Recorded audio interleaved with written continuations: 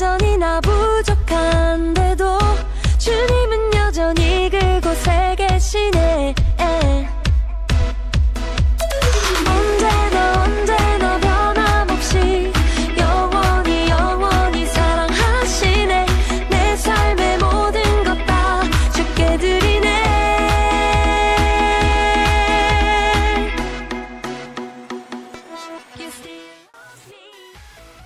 자, 여러분 한 주 잘 지내셨습니까? 이제 지난주 우리 처음으로 영상을 통해서 예배를 했는데 여러분들 예배 잘 들으셨는지 모르겠어요. 아마 어색하기도 하고 낯설기도 하고 익숙하지 않기도 하고 마침내 찾아온 이 주일 아침에 여유로운 시간들을 또 힘겹게 일어나서 예배하는 것이 또 힘들지 않았을까라는 생각도 좀 들어요. 지난주에 이제 그렇게 유튜브를 제가 처음 시작하고 나서 좀 봤더니 채널을 운영하는 사람은 영상에 대한 이 조회수를 확인할 수 있으면서 동시에 영상의 평균 시청 시간을 확인할 수가 있더라고요. 지난주 이제 고등부 예배 영상의 평균 시청 시간이 여러분 5분이었어요. 5분. 아마 이제 많은 학생들이 조회수만 올려주고 그냥 이제 엑스박스를 누른 것이 아닐까라는 좀 의혹이 듭니다. 여러분, 그래도 우리가 한 공동체로서 같은 말씀을 나누고 기도하면서 은혜를 나누는데 의미가 있습니다. 여러분, 비록 이제 예배 시간이 어색하고 우리가 이렇게 보고 있다는 것이 참 어색하고 지루하고 때로는 재미가 없다 하더라도 하나님께 마음을 드리면서 한 마음으로 예배하는 우리 공동체 고등부가 되기를 바랍니다. 이 시간에 우리 함께 기도합시다. 하나님, 우리가 비록 하나님을 생각하지 못하더라도 항상 우리를 당신의 생각에 두시는 하나님, 오늘도 불러오셔서 예배로 응답합니다. 하나님이 우리를 한 모음으로 부르셨지만 저마다 흩어진 곳에서 예배합니다. 성령께서 우리에게 찾아오셔서 떨어진 우리 사이를 이으시고 우리 마음속에서 서로를 향한 사랑이 되어 임재하여 주십시오. 예수님의 이름으로 기원하옵나이다. 아멘.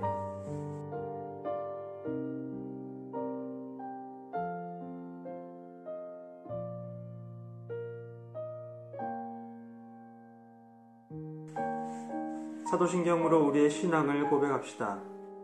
나는 전능하신 하나님 아버지 천지 창조주를 믿습니다. 나는 그의 유일하신 아들 우리 주 예수 그리스도를 믿습니다. 그는 성령으로 잉태되어 동정녀 마리아에게서 나시고 본디오 빌라도에게 고난을 받아 십자가에 못 박혀 죽으시고 장사된 지 사흘 만에 죽은 자 가운데서 다시 살아나셨으며 하늘에 오르시어 전능하신 아버지 하나님 우편에 앉아 계시다가 거기로부터 살아있는 자와 죽은 자를 심판하러 오십니다. 나는 성령을 믿으며 거룩한 공교회와 성도의 교제와 죄를 용서받는 것과 몸의 부활과 영생을 믿습니다. 아멘.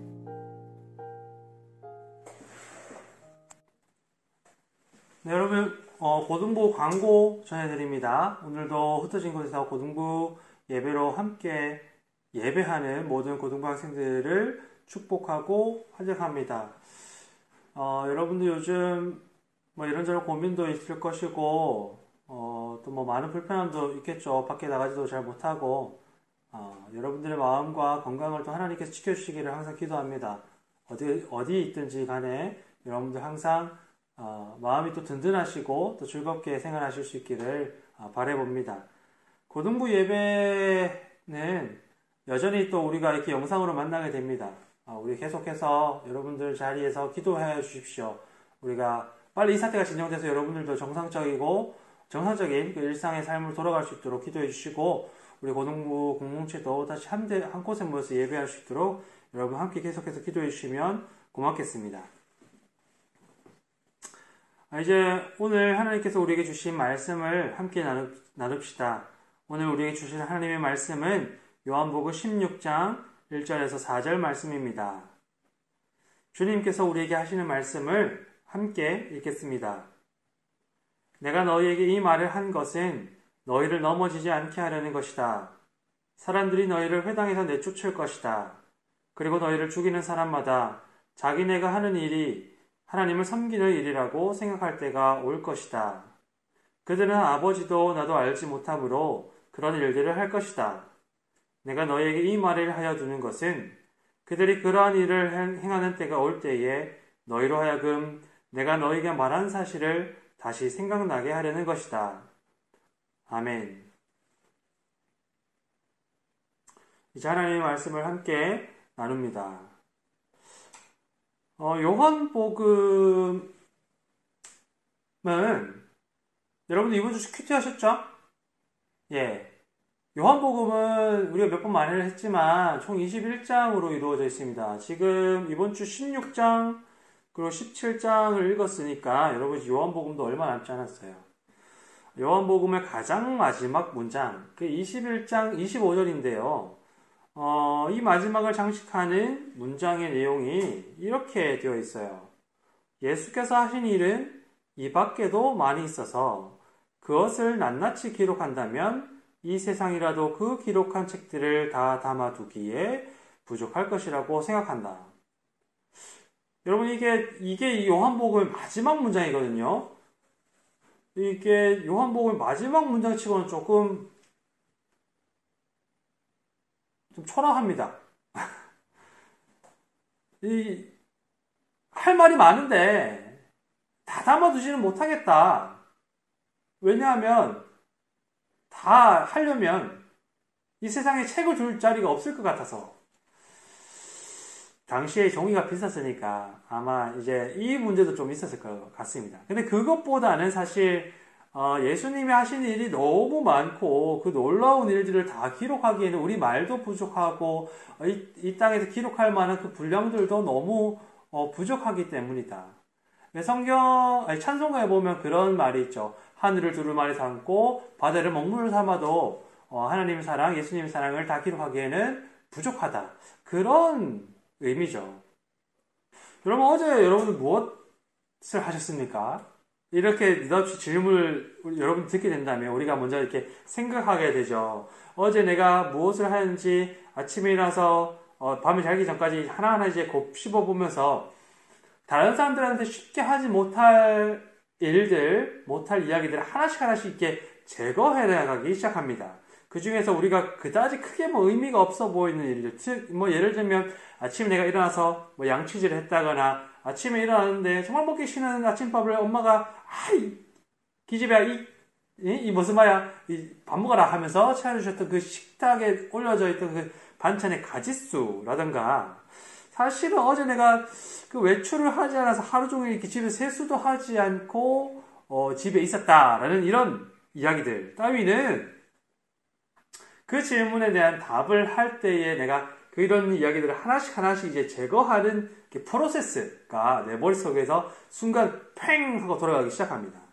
그리고 나면 우리가 보통 이렇게 이야기하죠. 그냥 그랬어요. 그냥 별로 이런 대답들을 하게 됩니다. 어제 하루가 우리 특별히 또 이제 그렇게 특별할 것 없었던 이제 평범한 날들 중에 하나였더라면, 어제 우리가 무엇을 했는지 이 질문하는 사람이 저처럼 여러분들에게 크게 의미 없는 낯선 그런 또 사람이었더라면 우리 보통 그런 질문에 그렇게 이제 대답을 하게 되죠. 근데 여러분, 상황을 조금만 우리가 바꿔서 한번 가정을 해봅시다. 그렇게 되면 우리 대답도 아마 달라지게 될 거예요. 예를 들어서 여러분들이 마침내 내가 그동안 남몰래 이제 흠모하고 좋아했던 여자친구 혹은 남자친구를 사귀게 되었어요. 그리고 그 친구와 마침내 첫 번째 데이트를 하게 된 후라면, 아니면 정말로 내가 너무나 좋아하는 연예인을 마침내 콘서트에서 만나게 되었다면, 예를 들어서 이제 하람이가 이 영상을 보고 있어야 할 텐데, 하람이가 아이린이라든가 있지를 이제 만나게 된 다음 날이라면, 아니면 여러분들이 그동안 너무나도 가보고 싶었던 외국 여행을 여러분들이 마침내 갔다 온 다음이라면, 여러분들 누가 묻지 않아도 여러분들의 입 밖을 튀어나오기 위해서 준비하고 있는 그 수많은 언어들이 여러분들이 가슴에 가득 차 있을 겁니다. 그때 여러분들의 맞은편에 앉아있는 여러분들이 쏟아내는 언어들과 함께 비산되는 침들을 맞아가면서 그 이야기를 들어야 하는 어머니 혹은 아버지 혹은 친구들은 정성스럽게 귀를 기울이는 척 하면서 중간중간에 리액션들을 이렇게 섞어줘야겠죠. 그래. 그랬어, 정말? 여러분, 그러나 이때도 여러분들이 이렇게 수많은 언어들이 이 가슴 속에 차오를 때에도 여러분이 다 이야기는 하지 않을 거예요. 나한테 의미가 있었고, 나에게 좋은 감상을 이렇게 안겨져 주었던 경험들을 우리가 의식하지 못한 사이에 선택하게 됩니다. 이야기들 전부 다가 아니라 이야기들 중에 이렇게 일부들을 선택하게 된다는 거죠. 남이 보았을 때에는 비록 별 볼 일 없어 보이는 이야기들도 그 중에 있을 겁니다. 그러나 그것이 정말 나한테 너무나도 의미가 있기 때문에 나는 그 모든 것들을 포함해서 그 사건들을 구성하는 의미 있었던 것들을 선택해서 이야기를 전하게 되겠죠. 여러분, 이게 요한복음 21장 25절에서 이 복음서를 썼던 사람이 하고 있는 이야기가 그런 이야기예요. 예수님이 하신 일들을 쓰려면 끝이 없습니다. 너무나도 많은 일들, 말이 부족할 정도로 많은 일들을 하셨지만 그 모든 일들을 다 쓴다면 세상에 그 일들을 기록한 책을 두기에 공간이 부족할 겁니다. 그래서 나는 여기에다가 다 쓰지 못하고 특별히 우리에게, 특별히 저와 여러분들에게, 특별히 우리 신앙 공동체에게, 우리 교회에게 의미가 있을 만한 이야기들을 골라내어 적었습니다. 요한복음이 이런 책이라는 거죠. 모든 것을 다 기록한 것이 아니라, 예수님에 대한 모든 것을 다 기록한 책이 아니라 저와 여러분들에게, 이 글을 쓰고 있는 사람들과 이 글을 읽고 있는 사람들에게, 특별히 이 글을 처음 썼던 사람이 속해져 있던 교회 공동체에게 의미가 있었던 말들을, 의미가 있었던 이야기들을 골라낸 책. 그러면 여러분, 어떤 기준으로 이 이야기들을 골라내었을까요? 우리가 이번 주에도 큐티를 하면서 읽어보았던 예수님의 이 말씀들과 예수님을 둘러싼 이야기들이 어떤 기준을 통해서 책에 남게 되었을까요? 한 가지 생각할 수 있는 것은 우리가 방금 이야기했던 것처럼 이 이야기를 처음 쓰고 들었던 사람들에게 이 이야기들이 의미가 있었다는 거죠. 어떤 이야기를 쓰고 어떤 이야기를 쓰지 않을까 저자가 결정할 때 이 이야기가 우리 교회 사람들에게 어떤 의미가 있을까라는 질문이 한 가지 기준이 되었다는 것입니다. 여러분, 사람들에게는 누구나 다 자기 가슴 속에 빛나는 문장들이 있죠. 여러분들도 있죠.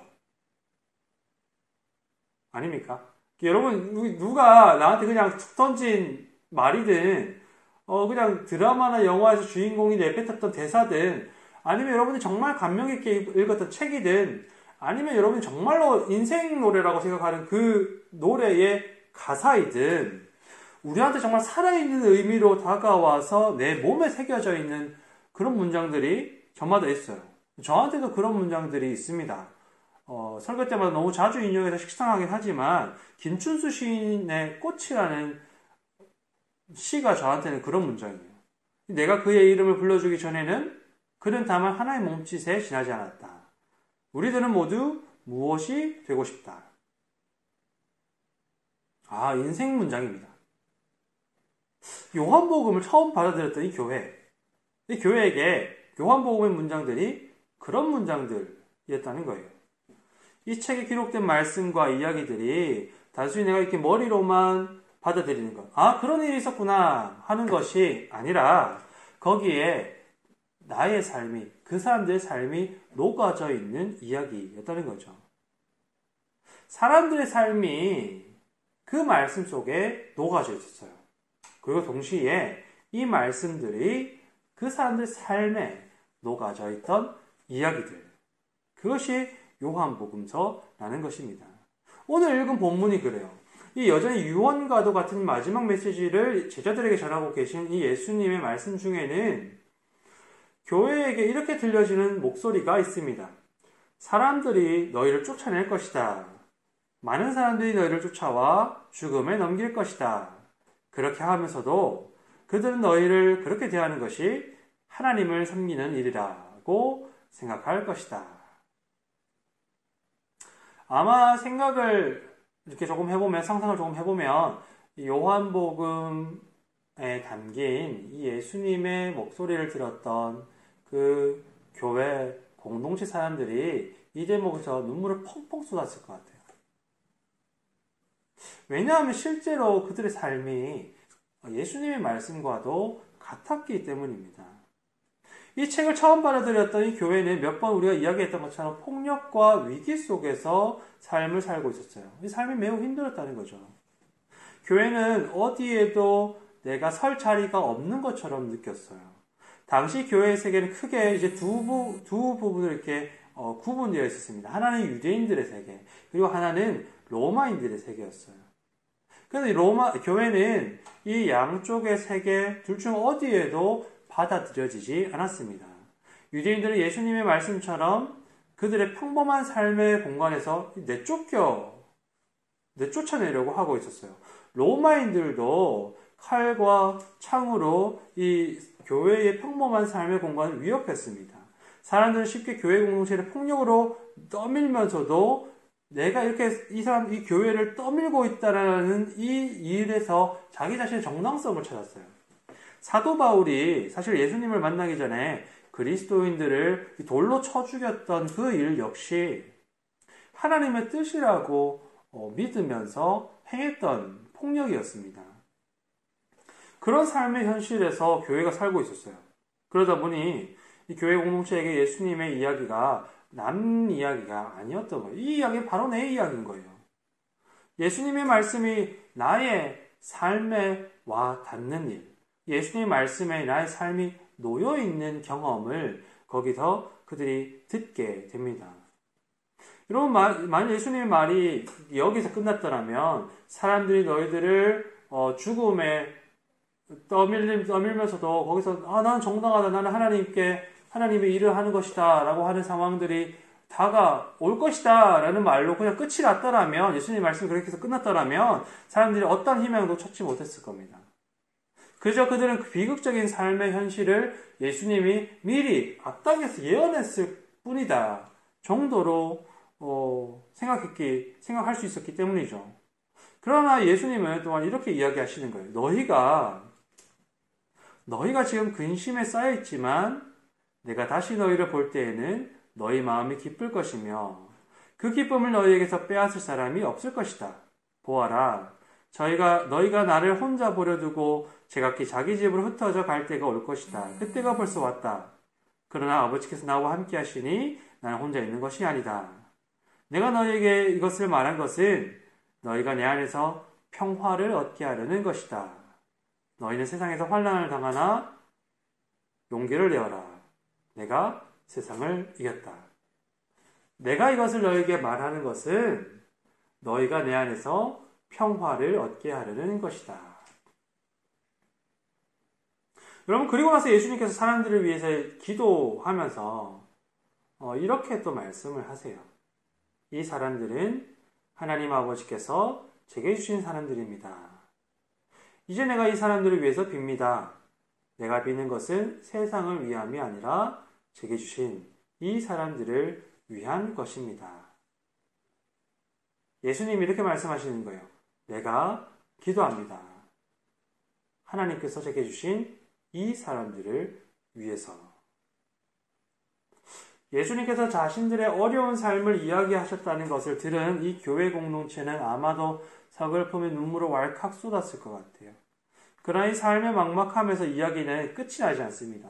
여러분, 결코 교회가 들었던 예수님의 말씀은 우리 삶의 이 막막함, 삶의 절망, 삶의 어려움, 삶의 고통, 삶의 어떤 어두움에서 끝이 나잖아요. 거기서 멈춰서지 않아요. 예수님은 그런 사람들을 두고서 그 앞에 있을 평안을 약속하십니다. 아무도 빼앗아가지 못할 기쁨을 약속하세요. 예수님께서 그들의 비극적인 현실마저도 가감없이 이유하는 이유는 그들의 평안을 위해서라고 이야기를 합니다. 그리고 그 어려운 삶에서 그들이 홀로, 나 혼자 내던져진 것이 아니라 예수님이 그들을 소유하고 계시며 삶의 절망 속에 기댈 곳 없는 것이 아니라 예수님이 그들을 위해서 계속해서 기도하고 계시다고 이야기하고 계신 거예요. 사람들이 이 나머지 이야기를 듣게 되었을 때 마음의 위로를 얻고 두려움을 물리치고 예수님이 말씀하신 대로 평안히 그들을 지키는 변화가 일어나지 않았을까? 그들을 위한 그들 자신의 말씀이 거기에 있었기 때문에 예수님의 이 약속의 말씀들 역시 그들을 위한 그들 자신의 말씀됨을 경험하였기 때문에 여러분, 우리가 지금 낯선 시기를 보내고 있습니다. 저마다 우리 오늘 마주하는 이 삶의 현실을 어떻게 받아들이고 생각하고 있을지 모르겠어요. 사실 여러분이 많이 불편하죠. 또 억울함도 있을 겁니다. 여러분들 중에 사람들에 따라서는 두려움과 불안을 또 겪는 친구들도 있을 거예요. 특히 고3 학생들은 또 미뤄지는 학기 때문에 한편으로는 대입이 좀 걱정되기도 할 것 같아요. 그러나 이때 하나님의 말씀 속에서 우리가 우리 자신을 발견할 수 있는 그런 기회가 될 수 있으면 좋겠습니다. 오늘 성경에서 예수님이 이렇게 말씀하시는 거예요. 예수님이 직접 제자 공동체에게 또 요한복음 처음 전해 들었던 사람들에게 그리고 오늘 우리에게 말씀해 주시는 거예요. 너희가 내 안에 있다. 내가 너희를 위해서 계속해서 기도한다. 여러분 계속해서 우리가 큐티를 통해서 말씀을 읽어 나갈 때 그 속에서 여러분들이 발견되는 은혜가 있기를 바랍니다. 하나님께서 우리에게 전해주시는 말씀, 예수님께서 우리를 위해서 하시는 기도, 그 가운데서 여러분들 자신을 발견할 수 있으면 좋겠어요. 그 기도가 바로 여러분들을 향해서 흘러가고 있다는 사실. 그리고 그렇게 어려움과 위기와 불편함과 불안과 두려움에 있는 내가 예수님 안에 있음, 그리고 예수님을 위해, 그런 나를 위해 예수님께서 지금도 기도하고 계심을 깨달아서 새 힘을 얻는 은혜가 여러분들과 함께 하기를 주님의 이름으로 축복합니다. 하나님의 사랑을 끊임없이 누리고 또한 경험하는 복된 이번 한 주의 삶이 되시기를 주님의 이름으로 축원합니다. 우리 함께 나눈 말씀을 생각하며 한 마음과 믿음으로 기도합시다. 예수님이 우리를 위해 지금도 기도하십니다. 그 사랑을 느낄 수 있는 삶, 그 기도를 의지해서 힘을 얻는 삶이 될 수 있도록 기도합시다. 우리 사회 이웃들을 위해서 또 기도합시다. 뉴스를 보니 마스크 품귀 현상 때문에 정작 마스크가 필요한 소외계층들은 더 큰 어려움을 겪는다고 합니다. 가난하고 병든 사람들이 오히려 마스크를 구하지 못해 더 큰 위기에 노출된 오늘에 하나님께서 그들을 도우시고 우리가 이웃들에게 가진 것과 마음을 나눌 수 있는 넉넉함과 용기가 있기를 바라며 함께 기도합시다.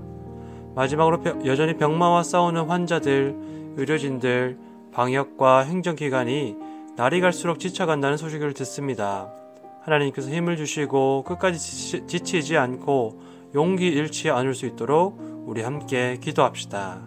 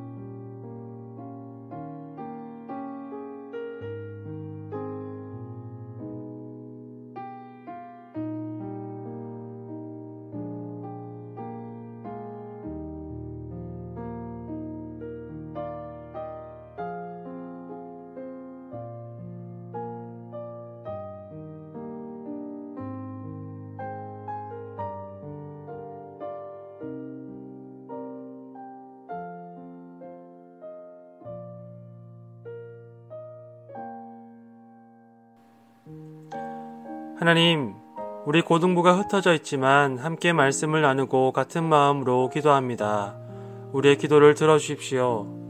여전히 오늘도 예수님께서는 우리를 위해 기도하십니다. 우리는 때로 주님을 잊어도 주님은 우리를 항상 마음에 두고 지켜보십니다. 이 세상을 이기신 주님이 우리를 위해 기도하고 계시다는 사실에 우리가 넉넉하게 삶을 이길 수 있는 힘과 용기를 얻을 수 있도록 인도하여 주세요. 우리는 때로 지치고 두렵고 불안합니다. 늦어지는 계약에 마음껏 뛰어놀 수 없는 환경에 우리 마음이 지치고 아쉬움은 날로 커져갑니다. 이런 때에 우리를 위해 기도하시는 주님의 사랑을 더 깊이 생각하고 말씀을 읽을 때마다 그 안에서 우리 자신을 발견하게 하셔서 하나님의 은혜에 깊이 잠기게 도와주세요. 또 우리 이웃들을 위해서 기도합니다. 특별히 어려운 때에 더 큰 어려움에 부딪힌 사람들을 위해 기도합니다. 하나님이 그들의 위로가 되어주시고 또 우리가 용기를 내어 그들의 위로가 될 수 있도록 도와주세요. 우리에게 주신 것 감사하는 마음으로 봉헌할 때 하나님을 사랑하는 마음으로 또 이웃을 섬길 수 있는 넉넉함이 우리에게 있게 도와주십시오. 곳곳에서 질병과 싸우는 사람들이 있습니다. 끝까지 이 싸움을 다할 수 있게 지치지 않도록 날마다 하나님이 새 힘을 주시고 지혜를 주셔서 하루빨리 치료약이 개발되고 일상을 기쁨으로 거둘 수 있도록 인도하여 주십시오. 이제는 우리 주님 예수 그리스도의 은혜와 하나님의 사랑과 성령님의 함께 하심이 우리를 위한 예수님의 기도에 힘입어 살 힘과 용기를 얻고 또한 이웃을 위해 기도하는 흩어진 모든 예천교회 고등부 학생과 선생님들의 영혼과 삶 위에 지금부터 영원토록 함께하옵시기를 축원하옵나이다. 아멘.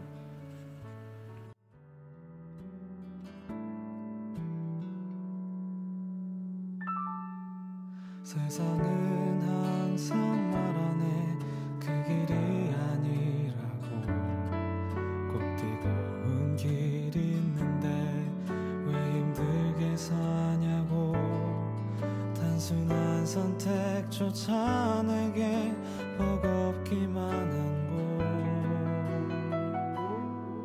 그래도 나는 주님만 따르리 참 아름다워라 주님의 세계는 저 솔로몬의 옷보다 더 고운 백화